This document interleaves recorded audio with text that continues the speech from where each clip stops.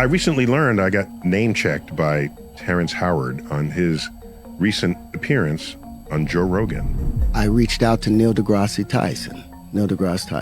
He was like, hey man, yeah, I'd love for you to come on my show, do my radio, do my TV thing. Would love that. I was like, yeah, but I've got something I want to introduce to you. I got name-checked because 8 years ago, he sent me a 36-page treatise.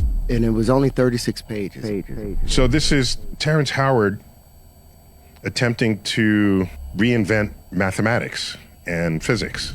A little backstory there. I took initial interest in Terrence because my mother said to me, do you know Terrence Howard? I said, yeah, I know. You mean the actor? She said, yeah. Well, I heard him interviewed on NPR. On there, he said that like when he was a kid, he wanted to be like a scientist and study the universe. I said, well, that's cool. Okay, maybe we'll get him on Star Talk. We love talking to celebrities who have a sort of soft geek underbelly. At the time, I didn't quite know how to get in touch with him, but we met at something called the Upfronts, which is where networks present their next season's TV shows. I saw him at an event up front. And then this came in my inbox. In this particular case, since I basically solicited it from him, I actually spent time reading every line of all 36 pages. And I commented. My comments are in red here. You see that? So I spent a lot of time on it. And I thought, out of respect for him, what I should do is give him my most informed critical analysis that I can. In my field, we call that a peer review. You come up with an idea, you present it either at a conference or you first write it up and you send it to your colleagues. It is their duty to alert you of things about your ideas that are either misguided or wrong, or there's the calculation that doesn't work out, or the logic doesn't comport. That's their job. Not all ideas will turn out to be correct. Most won't be. But to get to that point, you need to know things like, what has everyone else said about this same subject? Am I repeating someone else's work? Is this a new insight that no one else has had, but has foundations that are authentic or legitimate or objectively true? Am I making a false assumption? Am I making an assumption that someone else has already shown to be false? All of this goes on the frontier of science. Let me make it clear that I'm delighted when I see people with active minds trying to tackle the great unknowns in the universe. It's a beautiful thing that people want to participate on this frontier. What can happen is, if you're a fan of a subject, let's say, a hobbyist, let's call it, it's possible to know enough about that subject to think you're right, but not enough about that subject to know that you're wrong. And so there's this sort of valley in there, a valley of false confidence.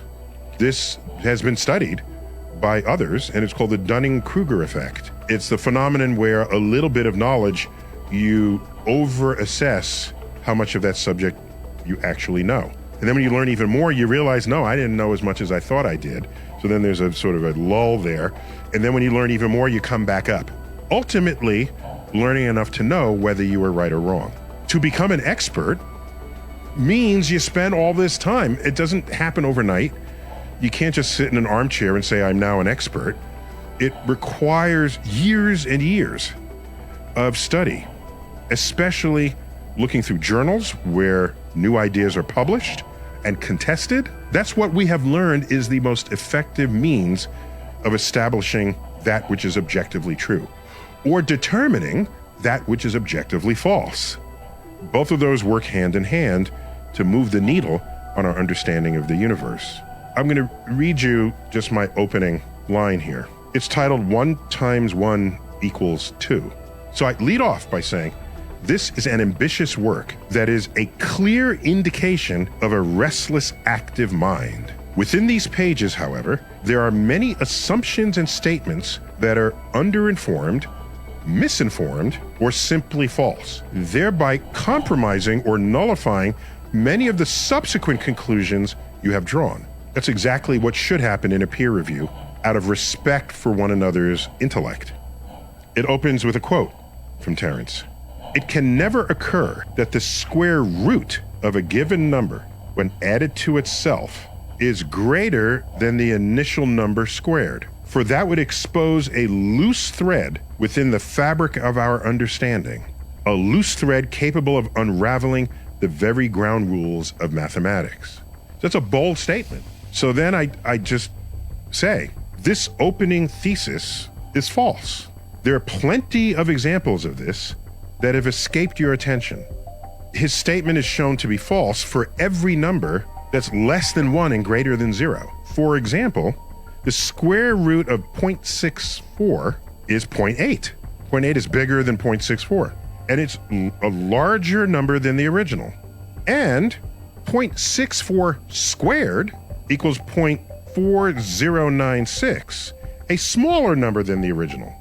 To the extent that the next 35 pages depends on your stated thesis, this fact undermines your claims and assumptions and conclusions. It's not about feelings here. It's about objective reality. So at the time, I considered Terrence a strong acquaintance. Then we hung out a bit and had much exchange. We haven't spoken much since then. But go to page 2, and in here, he mentions people who he declares were persecuted because their vision exceeded the myopic view of their contemporaries. And he mentions Walter Russell, Nikola Tesla, John Keeley, and many, many more.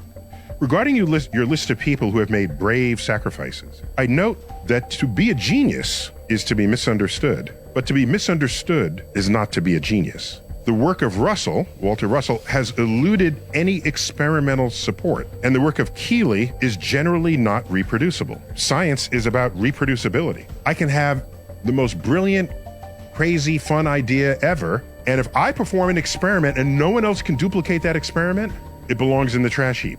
It's me in my own world, thinking I have landed on an objective truth, when in fact I haven't. That's how science works, the reproducibility of results. As for the work of Tesla, much of it had very real value to physics and our understanding of electromagnetism. And that value is duly recognized by my community in the naming of a unit of electromagnetism after him. You can't get more badass than having a unit named after you. Newton has a unit named after him.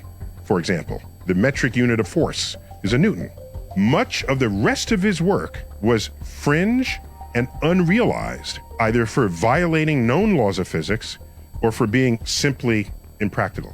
Just because you do some good stuff doesn't mean everything you ever did is going to be great. I will further affirm that just because an idea sounds crazy doesn't make it wrong. The system of research and publications in peer-reviewed journals has the capacity to spot crazy but true ideas, provided they're supporting by compelling arguments, and ultimately supported by experiments and observations. Newton's laws, Einstein's relativity, quantum physics were all revolutionary ideas that appeared in peer-review settings or journals. Meanwhile, most of the work of Russell and Keeley had no such success with their ideas. So I think on Rogan, Terrence said that I trashed those three researchers. Attack that I had talked about Walter Russell and Victor Schauberger and John Keeley and Tesla as the people that I looked up to. So he threw shit on he was like, well, Tesla stuff worked, but Tesla was never really respected and out there. When I'm just simply stating the fact, I don't think of that as trashing. I think of that as being honest. I mean, I could have softened it, but I don't think that's what people who care about you should do. People who care will be honest with you about ideas, about thoughts. The world is changing so quickly, and so is everything around us. Unfortunately, we have chosen to remain handcuffed to antiquated and obsolete beliefs. We have put an enormous amount of faith into the methods and practices of old that are as dead today as the men who propagated the notion that the world was flat. So I say here, regarding your world was flat reference, it's not widely appreciated that the idea of a flat earth predates the introduction and development of the methods and tools of science as we practice them today. Those processes date back to around 1600, coincident with the invention of the microscope and telescope. Before then, truths were whatever seemed right to the senses. Afterwards, and to this day, truth was whatever the verified data obtained by your instruments forced you to believe if your senses otherwise contradicted the data. This fact means that there's no such misunderstanding on the scale of the flat Earth in the era of modern science.